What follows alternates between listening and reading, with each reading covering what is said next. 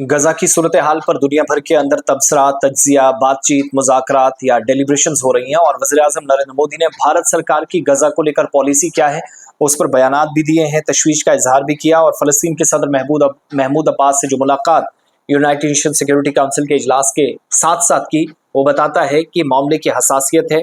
जहाँ पहले शहबाज शरीफ की बारी यूनाइटेड नेशन सिक्योरिटी काउंसिल में बोलने की थी, वहीं पीएम मोदी की दूसरी बारी इजलास में। तो सबसे बड़ी बात यह है कि किसी भी खित्ते के अंदर दुनिया में जंग ना हो, भारत ने इस जानिब तवज्जो मबजूल कराई है। इजराइल फ़लस्तीन तनाज़ा, हिंदुस्तान के मौक़िफ़ को दोहराया गया है कि जंगबंदी, यरगमालियों की रिहाई, जिन लोगों को पकड़ा गया है हमास की तरफ से, उनको छोड़ा जाए और इजराइल भी फ़लस्तीनियों को छोड़े जो बेगुनाह पकड़े गए। उनमें से बहुत सारे लोग जेलों में शहीद हो गए। सफारतकारी और बातचीत के रास्ते का तरीका या इख्तियार किया जाना चाहिए, इसका मशवरा पीएम मोदी ने दिया है।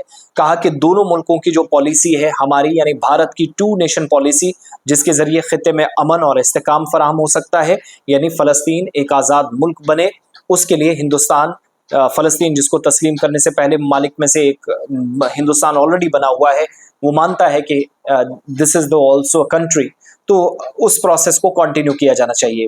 महमूद अब्बास से भी इन मसाइल पर बातचीत हुई, मुख्तलिफ पहलुओं पर तामीरी और बड़ी मजबूत हिकमत अमली के साथ बातचीत हुई। तालीम के मैदान में, सेहत के मैदान में सलाहियतों की कोशिशें कैसे कोशिशों के ज़रिए उनके पॉजिटिव रिजल्ट्स लाए जाए, इस पर बात हुई।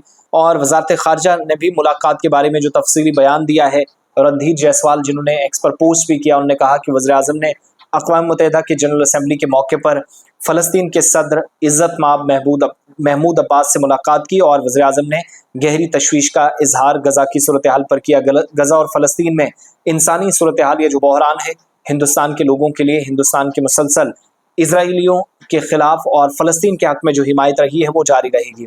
वज़ीर-ए-आज़म ने बाज़ाब्ता तौर पर सनीचर का दिन जहाँ डेलावेयर के वेलमिंगटन के अंदर जहाँ क्वाड लीडर्स इजलास में भी शिरकत की थी, उसके बाद गजा के अंदर जो कुछ चल रहा है, मैंने एक वीडियो में आपको कल भी बताया था कि लेबनान के अंदर जो कुछ हो रहा है, हिंदुस्तान का यहाँ पर मुलाकात करना, बयान करना, ये दबाव बना रहा है। और आलमी ताकतों में एक बड़ी ताकत क्वाड में भी होना, ब्रिक्स में भी होना, साउथ एशियन समिट में भी सर फहरिस्त होना बताता है कि हिंदुस्तान की इस वक्त की सरकार मजबूत है और खारजा पॉलिसी उसकी क्या है। तो उस खारजा पॉलिसी में जहां यूक्रेन भारत की तरफ देख रहा है, रूस भी भारत की तरफ देख रहा है, अमेरिका और रूस ताल्लुकात के बावजूद देख रहे हैं कि शायद वज़ीर-ए-आज़म दोनों का हाथ मिलवाएं।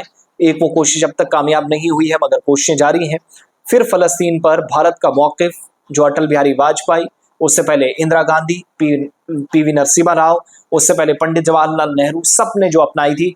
और 1969 में होने वाले गजा के अंदर मुख्तलिफ इलाकों में इजराइली या यहूदियों के या सेहूनी फोर्सेस के कब्जे के बाद भारत का जो ऑफिशियल मौक़िफ़ है कि टू नेशंस थ्योरी, यानी जो फ़लस्तीन है वो अलग आज़ाद मुल्क बने, लोगों को इख्तियारात हासिल हों, आज़ादाना राय रखने का उनको मौका मिले, इसकी वो मुकम्मल हिमायत करता रहेगा। और यही सिलसिला उन्होंने कहा कि वी विल कंटिन्यू। आज भी फिर से इजराइल पर दबाव बनाया गया। महमूद अब्बास से मुलाकात के बाद व्लादिमीर ज़ेलेंस्की से भी मुलाकात वज़ीर-ए-आज़म की हुई है, वहाँ पर भी गुफ्तो शनीद हुई है। तो ये सारा सिलसिला होप सो इसी तरीके से चलता रहेगा और आइंदा दिनों में मज़ीद हिकमत अमली हिंदुस्तान की क्या रहेगी, उस पर आप देखेंगे। लेकिन अल्लाह करे कि ये कोशिशें रंग लाए, नतीजा अच्छा है, जिसके हम सब बैठ कर ही सही तवक्को कर रहे हैं, क्योंकि इंसानी जानें ज़ाया हो रही हैं, मर रहे हैं लोग। गजा के अंदर, लेबनान के अंदर, बांग्लादेश के अंदर देखिए माइनॉरिटीज़ पर क्या जुल्म ढाया गया। तो अल्लाह करे कि हर जगह उन तमाम लोगों को अक्ल आए जो कुर्सी की खातिर बाकी लोगों का खून बहाना पसंद करते हैं। वो जानते भी हैं कि कुर्सी 4 से 5 साल, ज़्यादा से ज़्यादा 10 से 15, 20 साल रह सकती है। शेख हसीना के साथ क्या हुआ, मिसाल हम सबके सामने। आंग सान सूची के साथ क्या हुआ, मिसाल हम सबके सामने। इमरान खान के साथ क्या हुआ, मिसाल हम सबके सामने। उससे पहले उनके भाई जो इस वक्त वज़ीर-ए-आज़म हैं शहबाज शरीफ, उनके भाई नवाज शरीफ के साथ क्या हुआ वो हम सब जानते हैं। पाकिस्तान में माजी में क्या होता रहा, जुल्फ़िकार भुट्टो के साथ क्या होता रहा। ये सारी वो चीज़ें हैं जो बताती हैं कि भाई साहब, that chair for which you are try to gaining the powers from different quarters and killing the people, ये ज़्यादा देर काम नहीं करने वाला है। This is not the permanent solution of the problems.